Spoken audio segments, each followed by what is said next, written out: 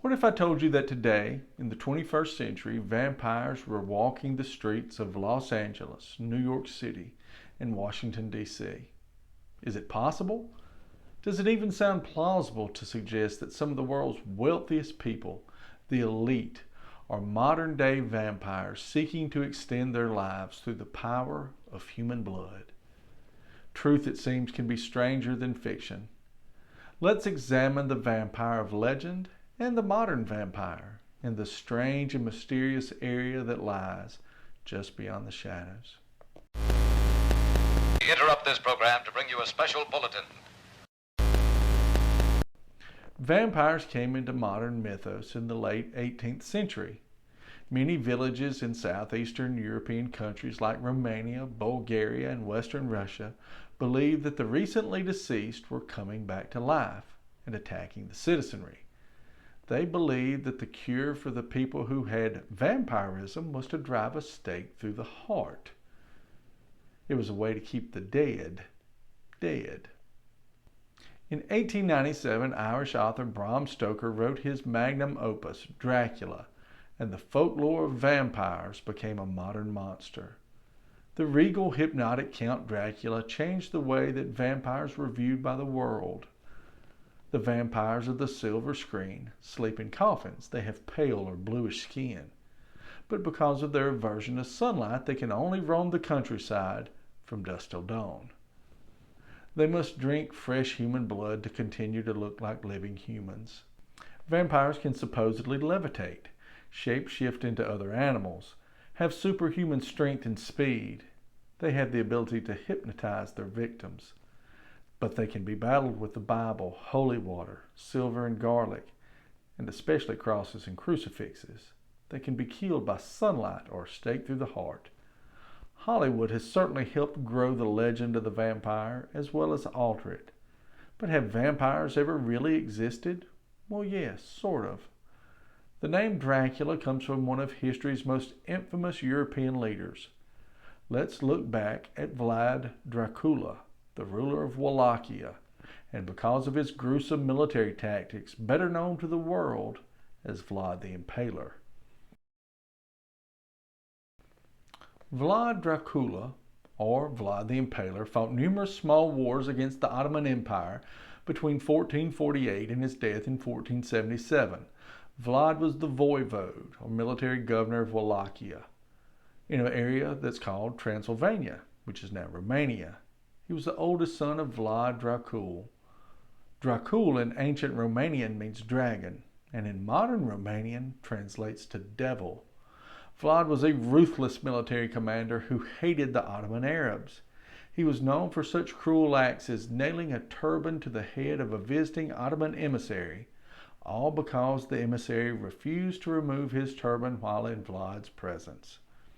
Vlad's bloodlust and cruelty to the Turks that he defeated in battle are a thing of legend. It's said that Vlad lined the roads of his home country, Wallachia, with the impaled bodies of the Ottoman Turks. He had this done to some of the Ottoman soldiers who were still alive. Imagine being impaled on a large wooden pike from bottom to top, left to die slowly in the hot Transylvanian sun. Vlad was also rumored to have dined on the flesh of the Turks that he killed in battle, sopping his bread in their blood, all while dining under row after row of these impaled Turkish soldiers. Even if some of the stories of Vlad the Impaler are nothing but rumor, gruesome is truly an understatement for his actual exploits. And historians believe that most of these stories are true, so it's easy to see why Vlad the Impaler was the inspiration for the tormented creature, the vampire that roams the countryside drinking the blood of the living. Vlad might have been the origin of the legend, but he wasn't a vampire, and his death brought the years of hideous, cruel treatment to the invading Ottoman Turks to an end. All through the 1800s, rumors and suspicions of vampires kept resurfacing in New England. In 1892, in Exeter County, Rhode Island, 19-year-old Mercy Brown died of tuberculosis, known in those times as consumption. The local villagers believed that she had died by the bite of a vampire. 2 months after her death, villagers exhumed her body from the ground. Mercy was said to have been lying on her side and with fresh blood in her heart. The villagers cut out her heart, burn it to ashes, and mix those ashes with water to give to her brother who was also dying of consumption. The cure didn't work. Slowly, however, the vampire panic of New England came to a close. But the question still persists, are there modern vampires? Some would say yes, there are. But once again, fact is truly stranger than fiction. There are two types of modern vampires. The first are people who embrace the vampire ethos and the vampire culture, some of whom even drink human blood. This first type of vampire is a cultural vampire, and these people are very much alive. They just like the goth vampire culture. They wear black, they dress provocatively, they like the dark arts and embrace things like Satanism and witchcraft. These modern day vampires, they will drink blood from their friends, all voluntary of course, and usually in small amounts.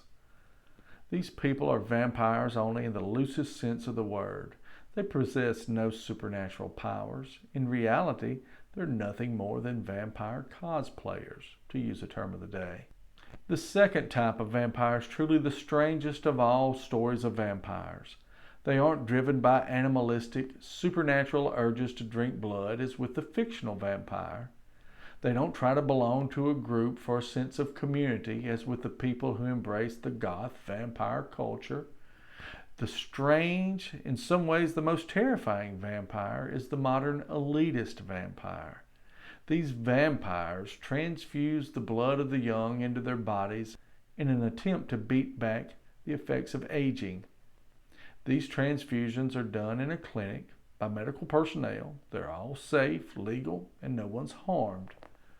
For the past 10 to 15 years, the media and scientists have reported that the infusion of blood and plasma from the young into the old helps regenerate their bodies. How far would you go to look and feel younger? Would you consider a transfusion from someone half your age?